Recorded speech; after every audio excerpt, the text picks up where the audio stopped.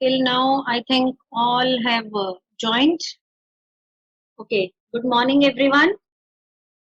So, again, with accountancy class, book 3, 12th class, chapter 4, ratio analysis. And today is the last class. And tomorrow we'll do just the recap of the class, and I'll be telling something more new thing about this chapter. So, today we are doing the miscellaneous questions. Okay, so my first question, I think you all have seen. Such type of questions will be coming. Till now we were doing. Till now we were doing. Till now we were doing only the particular type-wise formulas. Like first of all, we did the liquidity formulas. In that formula, we did two current ratio and quick ratio. Then secondly, we did the solvency ratios. Under solvency ratio, again we did two things. Which two things? Four formulas, sorry. Debt equity ratio, proprietary ratio, total asset to debt ratio, and interest coverage ratio. Then we did the turnover ratios, which tells about the operational efficiency of the business, in which we again did four formulas. Which four formulas? That is the inventory turnover ratio, trade receivable turnover ratio, working capital turnover ratio, and trade payables turnover ratio. 4 plus 4, 8, and 2 in current ratio, 10. Okay. Then 5 ratios we did in the profitability ratio. Which 5 ratios? Gross profit ratio, operating ratio, which is also known as operating cost ratio, then operating profit ratio, then net profit ratio, and then finally return on investment. Return on investment. Return on investment. So all these ratios we did. Okay, total 4 plus 4, 8 plus 2, 10 plus 5, 15 ratio formula and some other formulas like working capital formula, how to find out proprietors fund, how to find out total debt. So around 25 formulas are there in this chapter. So if you are good at learning, good in cramming, then easily you can do the chapter, because this chapter is all about learning work. No accountancy knowledge, rules of debit, credit, journal, ledger is required here. So this is the first question. Like you can see that in this question, 3 formulas you have to find out. And now the miscellaneous exercise in math you people must be doing, in which the total gist of the chapter is coming, means all the portion of the chapter are coming together. So similarly in ratio R also we are having one miscellaneous exercise in which all the ratios from different segments will be coming together. Okay, Shubhangi, if you are not good at remembering, then also you have to learn the formulas, better no other option. Because if formula, you don't know the formula, then you will not be able to apply that formula. So you have to learn just by in one day you can learn the 2 formulas, and again you can write them. Then you have to follow the learning techniques and you have to learn it. Basically, accountancy is not a subject of learning, but this chapter specially is all about learning. So you have to learn the formula. Okay, beta. So in this question, we have to find out debt equity ratio, working capital turnover ratio, and return on investment. So as soon as, okay, Tushar, if you are going to take 30 years to learn, then need not to learn these formulas, then do 12th class after 30 years. Okay, or be satisfied with the marks whatever you will be getting without this chapter. So debt equity ratio, working capital turnover ratio, and ROI. Debt equity ratio. So whenever you are going to see the numerical of ratio, then first of all formula should be in your mind. Second thing, you have to first write the formula and think about that which 2 variables are there in formula and what is given and what you have to find out. Okay, like debt equity ratio. So first of all, you have to write the formula in your answer copy. That is the debt upon equity. Now, just from the given information, you have to find out the debt and the equity. So debt means what type of debts? Tell me fast. What type of debt? Only debt is of 2 types, non-current liability and current liability. So what type of debt is there in debt equity formula? Yes, non-current liability only. Very good, Shubhangi. Only non-current liability. And non-current liability has 2 elements. two components from the ratio chapter point of view: long-term borrowings and long-term provision. Long-term borrowings means all the long-term bank loan and all the debentures, public deposits. So we have to start finding the variable. So in this information, you can see that the debentures are there, 9%, 20,000 debentures. No other provision is there. In long-term provision, we have studied the provision for employee benefit, provision for gratuity, provision for provident fund, and then provision for leave encashment, earned leave. All these are the examples of long-term provision. 4 examples we did in chapter 1. So you will be also requiring chapter 1 knowledge in this chapter. You all know this thing. Then it means in debt we are having only one variable, that is debentures. And then equity. Equity means shareholder fund. Shareholder funds means equity share capital plus preference share capital if it is given in the question, plus reserve and surplus. So I am repeating all the formulas for your better recapitalization. So side by side I am repeating the formula so that you can revise. So equity means shareholder funds, which means equity share capital, preference share capital plus reserve and surplus. And what I told you about reserve and surplus, with anything if reserve is mentioned, then don't hesitate to add with the in the equity share capital. Reserve means part of owned funds or part of shareholder fund. Any reserve, without hesitation, you can add up. But make sure that if negative balance of profit and loss is given, like P&L account is given negative, debit balance is negative balance, then you have to deduct that. Okay. If any negative balance is given in reserves, then you have to deduct instead of adding it. So equity here means equity share capital is given, then general reserve is given, then statement of P&L account is given. Whenever you see statement of P&L account in the question, then always consider whether debit word is mentioned or it is given in bracket. So both are not here, neither debit not the figure amount is given in bracket. So it's a positive balance. So 15,000. So by putting the value now in the formula, debt we are having 20,000 and equity we are having 70,000. So 20 upon 70, which is equal to, and you have to must remember that which formulas are presented, answers are presented in the pure ratio form. First two categories are presented in pure ratio form. Turnover ratios are presented in times and profitability ratios are presented in percentages. Okay. So now the second ratio is working capital turnover ratio. Yes, anyone can please tell me the formula for working capital turnover ratio? So wherever turnover ratios are there, yes, this is a remembering technique which I am telling you. Whenever turnover ratios, we are talking about the turnover ratios, then one variable will be either cost of RFO or RFO, because turnover means sales. So these are the ratios related to sales. Okay. So either cost of RFO will be there or RFO will be there. Yes, very good. Everyone is giving me correct answer. Working capital. Yes, RFO upon working capital. It is never multiplied by 100 students, because multiplying by 100 means we are giving in percentage, and only the profitability ratios are written in percentage form, not in the turnover ratios. Turnover ratios are presented in times. So RFO is given in this question. Very much clearly RFO is given. Here you can see that the sales for the year ended 31st March 2011. So before solving the question, first of all, you have to write the formula, because only the formula will be telling you that which element of the question is given in question and which you have to find out by using the information given in the question.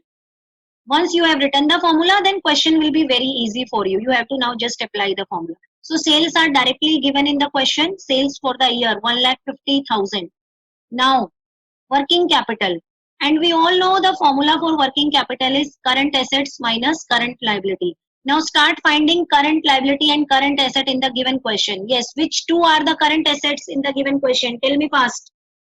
In this question, what are the current assets? Students, I am waiting for your answer. In this question, which are the current assets? I am reading share capital, general reserve, statement of P&L, debenture, creditor, land and building. So which two are the current assets? Yes, only two current assets are there, debtors and cash. Very good. So total of current asset is 20,000. 14,500 plus 5,500. Now tell me about the current liability. Which are the current liabilities here? Which are the current liabilities here? In the given information, which are the current liabilities? Yes.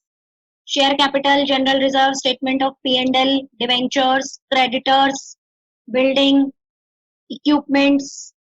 So yes, Varun Bhatia, debentures are not current liability.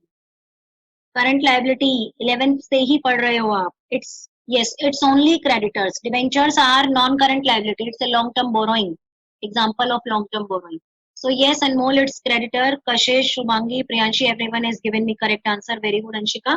So it's creditors only. Now 20,000 is the current asset and current liability 15,000. So the working capital here is 5,000. And now you have to just put the value in the formula and you have to find out the answer. But you have to show all your steps, like how you have find out working capital, how you have find out RFO if it was not given. You cannot skip even a single step. If you are going to skip a step, then you are going to lose half mark or 1 mark. For each and every step, there will be at least half mark or 1 mark. So you have to show all your steps. So now the third part, which is return on investment. Yesterday only we did the topic return on investment, ROI. Formula is NPBITD, net profits before interest and tax. NPBITD, net profits before interest and tax upon capital employed. So net profit is already given, but this is given after interest and tax. So again, by using the same formula, we have to find out before interest and tax. How? The formula is net profit after interest and tax into 100 upon 100 minus tax rate. So what is the tax rate? 50%. So the net profit before tax will be 15,000 into 100 upon 100 minus 50. So which is equal to 30,000. Net profit before tax is equal to 30,000. You can see here. Now add interest. And how we will be able to find out the interest? Debentures are there. And whenever debentures will be there or any long-term loan will be there, then it is must to write interest rate with it. So 9% debentures are here. So 9% into 20,000, which is upon 100, which is equal to 1800. So now the profits before tax is equal to 30,000 plus 1800, which is equal to 31,800. Now the second variable, which is also not given, that is the capital employed. Two approaches yesterday I told you. So you can use any of the approach in relation to which all the elements are given. So equity share capital, here liability side approach is used. Equity share capital, general reserve, but always try to use the liability side approach if all the variables are given. General reserve, statement of P&L account. In liability side approach, the capital employed formula is shareholder fund plus non-current liability. You can write if you have not written till now. Shareholder funds plus non-current liability. Okay, shareholder funds are equity share capital, reserve and surplus. Equity we can say, and non-current liability we were having only debentures. So 9% debentures. So the capital employed here is 90,000 and the profits before interest before tax 31,800 multiplied by 100 and the ROI is a 35.33. It's a very good ROI. Normally the ROIs are in 10%, 15%, 20%. If a company is maintaining above 30 or 40%, then definitely it is earning good amount. Next question. Okay, you are going to do this question. This question has come in board examination 2018. So it's a little bit mind using question. So I'm waiting for your answer. I'm reading the question. Till then you can start writing or start solving. From the following information obtained from the books of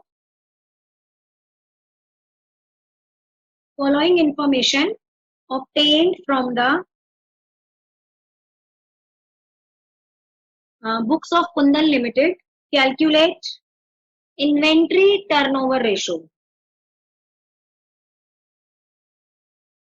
inventory turnover ratio. So first of all, you have to bring formula of inventory turnover ratio in your mind. That is the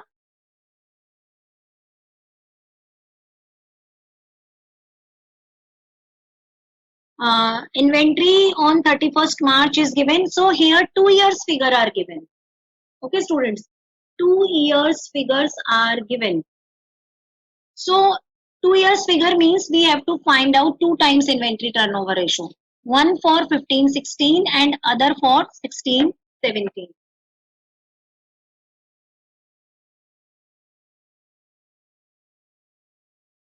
So here you have to consider one point which is very much important. Otherwise you people are going to do the incorrect question.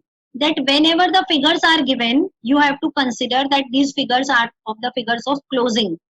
Year ending figures are given to you. So these are the year ending figure of 15-16 and in the next row year ending figures of 16-17.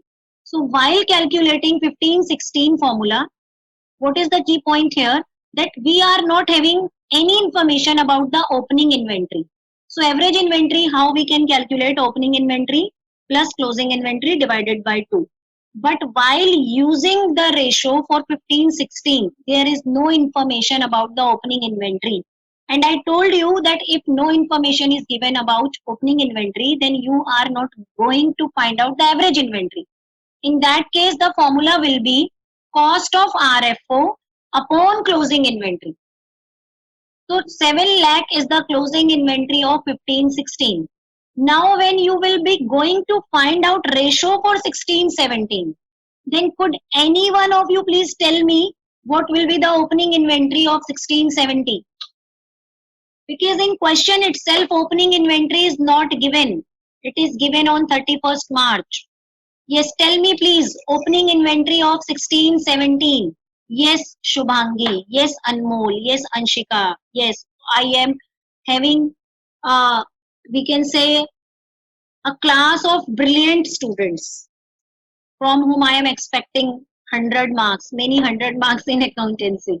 Yes, everyone is giving me correct answer. Yes, in 11th class itself we have studied that the closing inventory of 1 year becomes the opening inventory of another year. So this is the key point. So in such manner, CBSE prepares its papers in which one key point is there. So for an average student, they may many students have committed mistake in this question. I have selected this question to discuss today just because of its uniqueness. This question is unique in this manner that when this question came in board examination of 2018, then many students committed this mistake.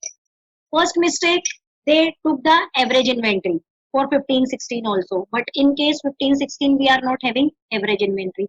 And in second time, when they were finding out the ratio for 16-70, they did not consider 7 lakh as opening inventory. So this was the key point. So you have to be ready for each and every key point. Okay, students. And one more thing is there. In the year, this information I have not studied. One more information is given that in the year 2015-16, inventory increased by 2 lakh. What does it mean? If this extra information is given, what does it mean? Could anyone please tell me, in the year 2015-16, inventory increased by 2 lakh. What does it mean? 2015-16, closing inventory is 7 lakh. And what is written in the question? That inventory increased by 2 lakh. So could you say that this information is revealing any information about the opening inventory? Yes. Yes, very good. Opening inventory will be 5 lakh. Very good students. और अगर ये वाली line नीचे given नहीं होती तो आप 15-16 में 7 लाख से ही करते क्वेश्चन. उस केस में आप एवरेज नहीं निकालते. But I skip that line by mistake. Now I have seen this line. This line is given with the question. It means 2015-16 में ओपनिंग स्टॉक 5 लाख था और क्लोजिंग स्टॉक 7 लाख है. 16-17 में opening stock is 7 lakh and closing stock is 17 lakh. And RFO is already given in the question. And RFO is gross profit is 25% on cost of RFO. You can see the level of the questions in accountancy by CBSE. That in a single question, 3 key points are there. कि यहाँ पर अगर बच्चे ने सही किया तो वहां दूसरे पॉइंट पे तो गलत करेगा ही करेगा. So you have to be very alert while doing accountancy questions. Okay. So now I am showing the answer. I have explained the whole question along with its key points. So inventory turnover ratio, cost of RFO. Yes, cost of RFO we will be finding out by using the same formula by adding 100, 25. So inventory turnover ratio in 15-16. RFO is 550 lakh and cost of gross profit is 10 lakh. So the cost of RFO is 40 lakh and average inventory 6 lakh. So 40 lakh divided by 6 lakh, answer is 6.67. Please just have a look at the answer. अगर आपने कहीं पे mistake की है तो you can discuss with me. Yes, हाँ 6.67 or 6.6, but approximate the second decimal place. Then the ratio for 16-17, 5 times. Very good Anmol and very good Anushka. Yes, many students have given me correct answer. Yes. Now the next question. इस type के question भी board में आते हैं बेटा. Just try to solve it. Ratio of current assets 3 lakh to current liabilities. Today we are doing the different questions. Many questions we have done till now, but today I have taken only the unique questions which have come in the board examination so that you are aware about those questions also. So current asset 3 lakh, current liabilities 2 lakh. So all know that the ratio is 1.5:1. This question has also come in board examination. The accountant of the firm is interested in maintaining a current ratio of 2:1. It means at present the current ratio. Okay, Mitali, I will send PDF to all. Every day I am sending all the PDF. So current ratio at present, the current ratio is 1.5:1. At present, this is the ratio. But the accountant of the firm is interested in maintaining the current ratio of 2:1. Means actual ratio is 1.5:1, but the accountant want to maintain it at 2:1 by paying off a part of current liability. And how he will be able to pay off this liability? Part of a liability, current liability, but he has not told us about the amount of the current liability. So which is not given in the question, and it is the first rule of mathematics. Assume it at x. Mr. X बहुत ही काम का बंदा है. Mr. X बहुत काम आता है questions करने के लिए. So every time whenever anything is not given in the question, then assume it x. Suppose we are paying the x amount of current liability.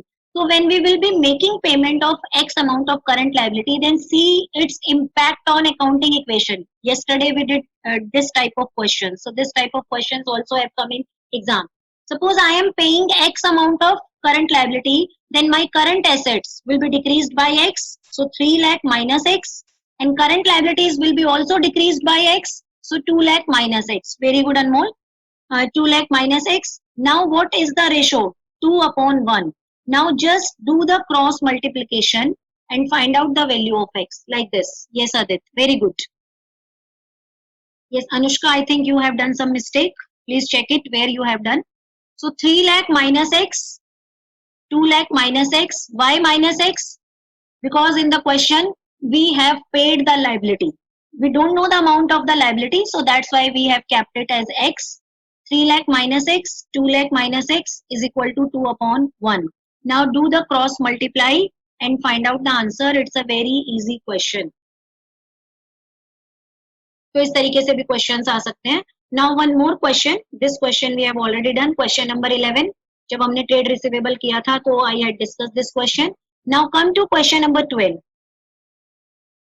Question number 12. Only 2 parts we will be doing, not the all. नहीं तो फिर बाकी questions छूट जाएंगे. बाकी 2 parts you will be doing in assignment. So quick ratio of a company is 1.5:1. So you can assume here the quick ratio. Quick ratio means quick assets upon current liabilities. Quick assets. Yes, quick assets means current assets minus inventory. Quick assets minus inventory minus prepaid expenses. So could you tell me the first? So you can take the 15,000 are the quick assets. You can assume the figures. 15,000 is the quick assets and 10,000 is the current liability. So now the first transaction is purchase of goods for cash. So tell me, अगर आप goods purchase कर रहे हो cash में तो इससे आपके quick ratio पर क्या इफेक्ट आएगा? इंक्रीज, डिक्रीज और नो चेंज? टेल मी, जब आप गुड्स परचेज करेंगे तो कैश डेफिनेटली कम हो जाएगा और स्टॉक आपका बढ़ जाएगा. ओके, स्टॉक आपका बढ़ जाएगा, but stock is not the part of liquid assets. तो स्टॉक को आप कंसिडर नहीं करेंगे लिक्विड एसेट्स के लिए. सो टेल मी, तो आपकी करंट लायबिलिटी पर कोई इफेक्ट नहीं आएगा. There will be no effect on current liability, but आपके लिक्विड एसेट्स कम हो जाएंगे. तो numerator is reduced but there is no change in denominator.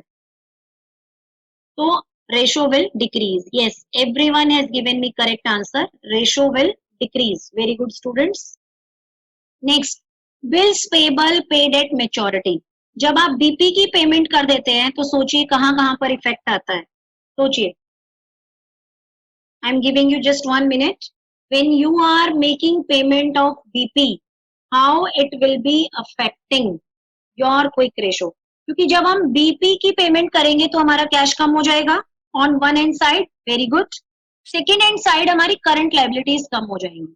तो सपोज मेरे जो रेशो था वो 15,000 के क्विक एसेट्स हैं और 10,000 के करंट लायबिलिटी. सपोज मैंने 5,000 की पेमेंट कर दी. So quick assets will be decreased by 5,000 and simultaneously current liability will be also decreased by 5,000. Now I will be having quick assets of 10,000 and current liabilities of 5,000. So yes, very good. Ratio will increase. Earlier it was 1.5, now 10,000 upon 5,000. So you can make your own rule. Like अगर आपको ऐसे सब solution करके नहीं देखना है तो आप ऐसे भी बना सकते हैं कि अगर आपकी न्यूमरेटर और डिनोमिनेटर सेम अमाउंट से डिक्रीज हो रहा है, always numerator or denominator, if it is decreasing by same amount, then ratio will always improve. Ratio will always improve. ये अपने आप ट्रिक बना सकते हैं. Secondly, अगर आपका न्यूमरेटर सेम अमाउंट से इंक्रीज हुआ, सेम अमाउंट से डिक्रीज हुआ, मीन सेम अमाउंट आपने न्यूमरेटर में प्लस किया, सेम अमाउंट आपने डिनोमिनेटर में माइनस किया, तो there will be no change in ratio. Same amount increase decrease will not be any change in ratio. Now I am moving for the next question. So you will do it at your home. And this question already we have done. That's why I have marked question number 13. Now question number 16. Yes, students. This question has also come in board examination 2016. So I am reading the question. Till then you can start solving it. Total revenue from operations for the year. You have to find out in this question trade receivable turnover ratio. Trade receivable turnover ratio. TR. Okay. Formula is net credit RFO. Credit RFO upon average trade receivables. Credit RFO upon average trade receivables. So total RFO is given 8,40,000. Cash RFO is 40% of credit RFO. So again you have to make an equation. Again we don't know the credit RFO, so we will assume that credit RFO is Mr. X. Credit RFO is Mr. X and cash RFO is 40% of Mr. X. 40% of Mr. X. So we have to make the equation and find out the value of X to know the first variable of the ratio. X plus 40% of X. 40% of X means 2 by 5. 2 by 5X. X plus 2 by 5X is equal to 8,40,000. So easily you can find out the value of X here. And X means the credit RFO. It means you had the first variable. Now the second variable is average trade receivables. So here closing trade receivables are given 2 lakh. And excess of closing trade receivables over opening trade receivable is 80,000. What does this line mean? This line means that the closing trade receivable opening trade receivable से 80,000 more है, ज़्यादा है. So it means opening trade receivable will be 1,20,000. If you want, you can assume again X. Otherwise, without X also you can find out. So opening trade receivable is 120 and closing is 2 lakh. So just find out the average. Average is 2 lakh plus 120. These are the working notes. You can see which I have explained you. Yes, very good. 60 upon 16. Very good, Ayush. It's 60 upon 16. So the answer is 3.75 times. Now find out interest coverage ratio. So like this question has come in board examination 2016, and in this question you can see that the two parts are there. It means each part contains 2 marks. 2 mark for part A, 2 mark for part B. So find out the interest coverage ratio. I am telling you answer formula. Yes. Is anyone interested in telling me the formula? Interest coverage ratio. What is the formula? NPBIT? Yes. Net profit before interest and tax upon interest. So here profits after interest and tax is given 4,97,000. Again, we have to use the formula to know the profits before tax. What is the formula to know the profits before tax? Profits after tax into 100 upon 100 minus tax rate. So 497 into 100 upon 100 minus 30, which is equal to 70. So the profits after tax, I have told you this formula, 7 lakh before tax, 7,10,000. Now we have to add back interest. Interest on debentures, 6 lakh debentures are given and 12%. So 72,000. So now here is the formula, 7,82,000, 7,82,000 plus 72,000. So the answer is 10.86 times. Now this is the last question which I am showing you. It's a very important question, and this type of question has come 2-3 times in board examination. Question number 18. From the following, calculate operating profit ratio. Yes, Kunal Singh, it's MCQ. So operating profit ratio and working capital turnover ratio. So I think working capital turnover ratio is easy. Though first do this ratio, working capital turnover ratio. Formula is RFO upon working capital. So you can see that the RFO is directly given in the question, 2 lakh. Now just find out the working capital. Current assets are also given and current liabilities are also given. अगर question में current assets भी given है, current liabilities भी given है, it means whole concept is given, और साथ में आपको एक और करंट एसेट अलग से दे दी जाए, सपोज स्टॉक सेपरेटली गिवन है, तो we will be not going to add stock in it. Why? Because in current assets stock is already added. Okay students,